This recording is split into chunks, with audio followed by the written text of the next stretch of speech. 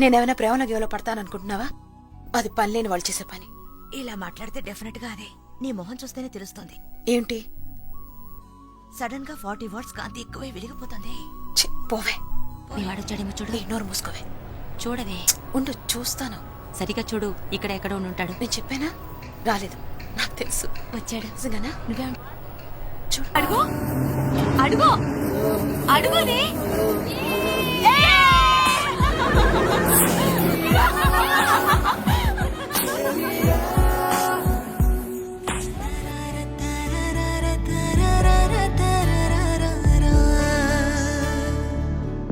అమ్మాయిలకి కత్తి పట్టుకుని రౌద్రరసం కక్కేవాడి కంటే కన్నీళ్లు తుడుస్తూ కరుణరసం చూపించేవాడంటేనే ఇష్టం.